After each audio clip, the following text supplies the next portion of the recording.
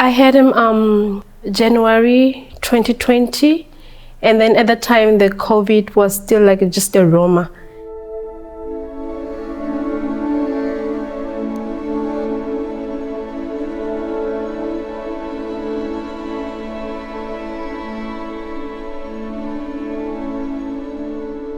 Fela is curious and he's rambunctious and he's full of energy and he's so smart and inquisitive. He liked to play with cars and he liked to play. I just bought him a bicycle, and then every morning he wake up, that's what he want to do. He want to go outside and play with his bicycle. Adelina is a bundle.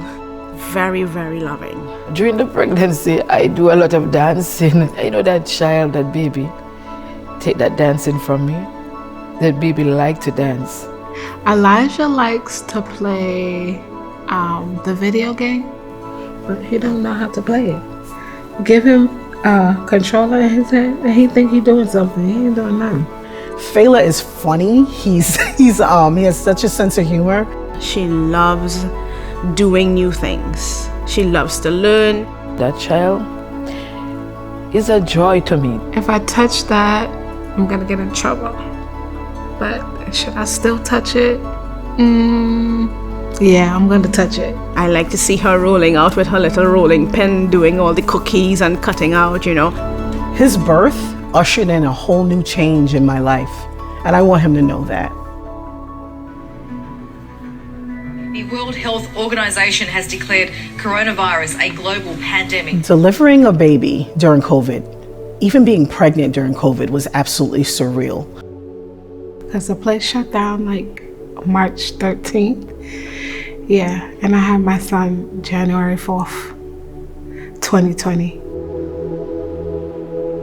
Due to the COVID-19 mandates, my husband had to stay in the hospital with me during my entire length of stay. We went in the day that I prepped to have the C-section. We both had our luggage, we both had our coolers full of food, and all the other things we knew that we were gonna need to survive the next week that we were in the hospital. When I heard about the shutdown, I knew it was going to be inevitable because the cases kept going up and up and up and up. And all of this going on, mind you, I am very pregnant. When you're pregnant and you're over 40, they label you geriatric pregnancy. I was like, we're not that old, are we? The fear and the anxiety that I had, especially, you know, you're sitting in the waiting room and everyone is 6 feet apart, if not in a separate room. So I told the doctor that I am a blood pressure patient, so they keep me on watch. The doctor said that they're gonna induce me based on my history. So the pregnancy was kind of shaky. At 25 weeks, I nearly miscarried. So my doctor told me that, don't be scared, do not stress yourself out. Labor and delivery was painful. I feel the baby pushing. I said, doctor, the baby pushing, come down. But they say the baby is not nowhere near to come now. I tell them I cannot sit. The pain was so hard I cannot sit down. The nurse said I was only 3 centimeters.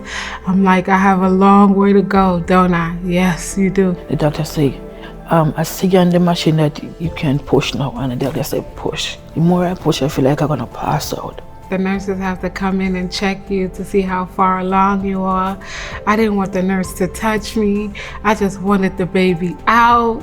I feel the child coming down, pushing down. I said, God, I'm praying. I said, God, you know, I cannot do without you. I'm praying so hard. Say, help me during this process. It wasn't an easy road for me. After I had him, after I got to see him, I was fine. The baby come and, you know, I feel so happy to see her.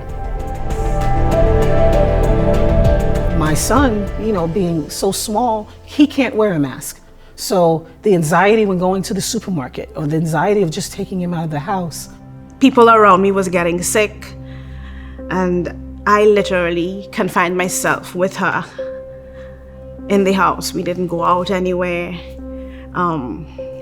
because I was afraid of her getting sick. I'll go outside to do some shopping at the grocery store, but you know, just like when you come back in, because we have a new baby in the house, I have to like take off all the clothes, even take a shower, you know, take showers, like spray everything with alcohol. I don't want to expose her to people out there. I don't know, I just love my little princess. I don't want nothing to happen to her. How do you keep them safe, knowing that there's this, thing that's just bigger than us all? I was in the house. I didn't go anywhere. It was not easy because I have to stay inside with the baby. I cannot give her a morning walk or so because I don't want to expose her because she's so young. So basically here in this country, I just have my best friend. She worked in the restaurant. There was somebody who was, they had COVID, and so she has to quarantine herself just to be safe. So for that time, I couldn't see my best friend. My mother was an essential worker, so she had to go to work. When she would come home in the evening time, that's when she would take over. So for the first 6 months maybe of his life, the only person he knew was me, my grandmother, and the doctors. My mom caught COVID, and I also caught COVID.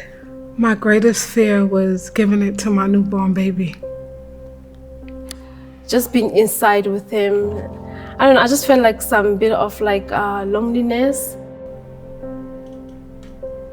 When I was sick with COVID, my sister would make my meals and she would bring it upstairs to me. She would call me on the phone and tell me the bag is at the door. And I would do the same thing. I would go downstairs, call her and tell her the food for Elijah, the bag is on the doorknob, the breast milk for Elijah, wipes, clothes if she needed it, undershirts. For me, she would leave soup, chicken noodle soup. And I communicated with my children through phone. I spoke to them on the phone.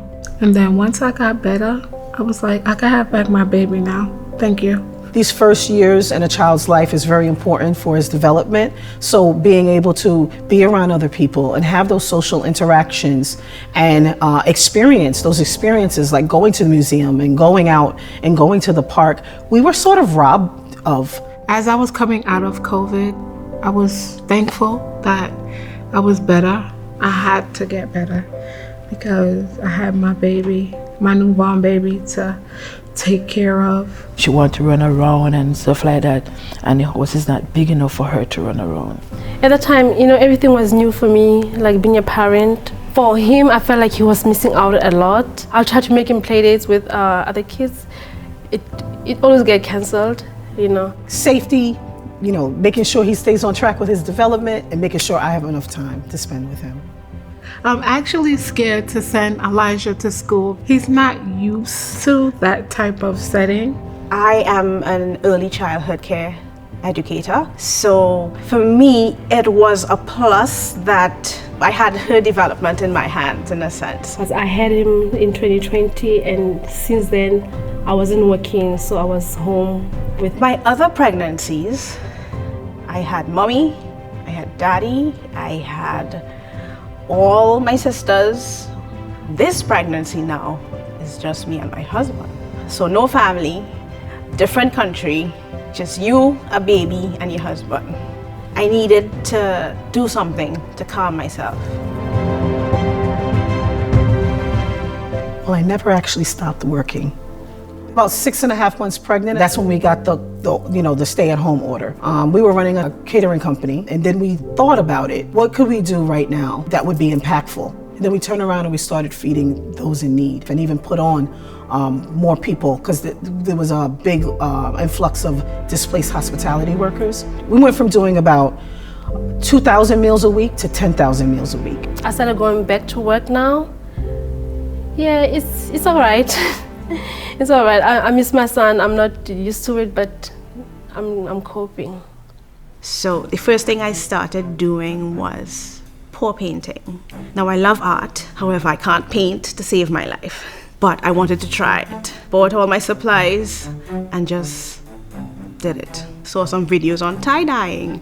Again, went and got supplies and tried it. I would write, making cheese, poetry, bejeweling, journaling, made masks. I like to cook for both of us. I started doing masks, knitting. She have a lot of energy, so I just have fun with her, bring her out, bring her to church. Recently, I learned how to make butter. I stopped painting because I ran out of space.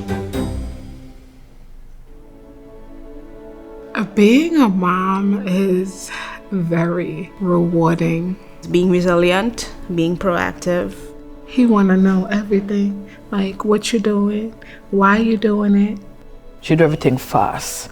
She can count and say her ABC. She sit up 3 months and she walk 7 months. It's joy for me. It's a blessing for me. Even though we only borrow our children for a short period of time, those years that we take to raise them and nurture them and guide them, I can't imagine anything greater. She give me happiness in my soul. She just made me feel good. Even I went through all this pain, I feel good. After I got my son, like I had more meaning in life. So he's really making me a better person, and I love him for that.